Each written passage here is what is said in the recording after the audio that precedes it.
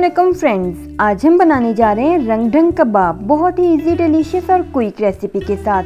जिसके लिए हम एक बाउल के अंदर मुर्गी का कीमा ले लेंगे। हमने थाई का गोश्त यूज़ किया है, आप कोई सा भी हिस्सा यूज़ कर सकते हैं। इसमें नमक, कश्मीरी लाल मिर्च जो कि सिर्फ रंग के लिए यूज़ करेंगे, धनिया पाउडर, ज़ीरा पाउडर, गरम मसाला पाउडर, चिली फ्लेक्स, लाल मिर्चों का पाउडर, चाट मसाला पाउडर, लहसुन का पेस्ट, अदरक का पेस्ट, लेमन जूस और लास्ट में बेकिंग पाउडर शामिल करके इसे हाथों की मदद से अच्छी तरह से मिक्स कर लेंगे। बेकिंग पाउडर इसे बहुत ही ज़्यादा फ्लफ़ी और फुला देगा, जो कि बहुत ही ज़्यादा अच्छी लुक देगा। अच्छी तरह से मिक्स करने के बाद अभी प्याज लेंगे और इसे बिल्कुल बारीक चॉप कर लेंगे। प्याज कटिंग करने के बाद अभी हरा धनिया लेंगे और इसे भी बिल्कुल छोटे छोटे हिस्सों में कटिंग कर लेंगे। इस तरह से कटिंग करने के बाद अभी इन दोनों चीज़ों को कीमे के अंदर मिक्स कर देंगे, लेकिन धनिया सारा मिक्स नहीं करना, इसमें से आधा मिक्स करेंगे और आधा बाद में यूज़ करेंगे। इन सब चीज़ों को भी अच्छी तरह से मिक्स कर लेंगे। ब्रेड क्रम्स शामिल करके इसे भी अच्छी तरह से मिक्स कर लेंगे। अगर आपके पास ब्रेड क्रम्स नहीं हैं तो आप ब्रेड के स्लाइसेस का चूरा करके भी शामिल कर सकते हैं। कुकिंग ऑयल शामिल करके इसे अच्छी तरह से मिक्स कर लेंगे।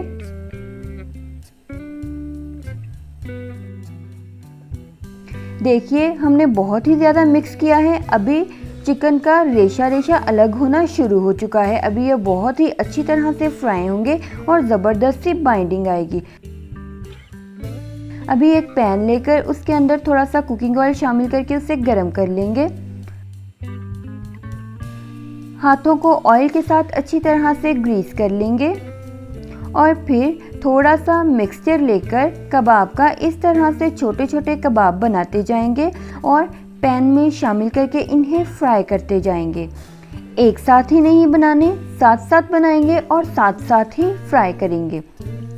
अभी दूसरा कबाब भी बिल्कुल इसी तरह से रेडी कर लेंगे और इन्हें भी पैन के अंदर शामिल करके फ्राई कर लेंगे। जब इस तरह से साइड्स वाइट होना शुरू हो जाएं तो इनकी साइड को चेंज करेंगे और बार बार अलट पलट करके इन्हें फ्राई करते जाएंगे और लाइट सा गोल्डन कलर आने तक फ्राई करेंगे। जब इस तरह से गोल्डन कलर आ जाएगा तो इन्हें एक दूसरे के ऊपर रख के जो खाली जगह है उसके ऊपर दोबारा से कबाब बनाकर रखेंगे और इन्हें भी फ्राई कर लेंगे। इसी तरह से सारे कबाब फ्राई करने के बाद इन्हें अच्छी तरह से मिक्स कर लेंगे।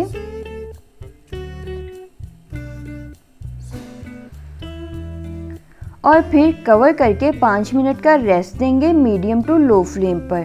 कैप्सिकम लेंगे और इसे भी कटिंग कर लेंगे। इसका जो सफ़ेद हिस्सा है उसे डिस्कार्ड कर देंगे, उसे बिल्कुल भी यूज़ नहीं करना और ग्रीन वाले हिस्से को स्लाइसिस में कटिंग कर लेंगे। इस तरह से कटिंग करने के बाद अभी प्याज लेंगे और इसे भी स्लाइसिस में कटिंग कर लेंगे। ना ही ज़्यादा मोटे होने चाहिए और ना ही ज़्यादा पतले। इस तरह से वेजिटेबल्स को कटिंग करने के बाद अभी प्याज़ों को इस तरह से अलग अलग कर लेंगे और कैप्सिकम में मुझे एक कम लग रही थी, मैंने एक और कटिंग कर ली। वेजिटेबल्स को एक साइड पर रखेंगे। देखिए कितने ज़बरदस्त से फ्राई हो चुके हैं, बिल्कुल सॉफ्ट और जूसी। अभी इन सब कबाब को एक साइड पर कर देंगे और खाली जगह पर थोड़ा सा घी शामिल करेंगे। साथ ही वेजिटेबल्स शामिल कर देंगे जो कि हमने कटिंग करके एक साइड पर रखी थी।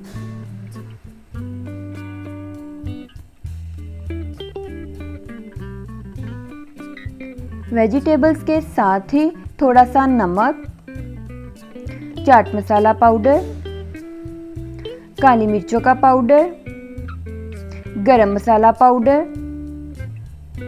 ज़ीरा पाउडर।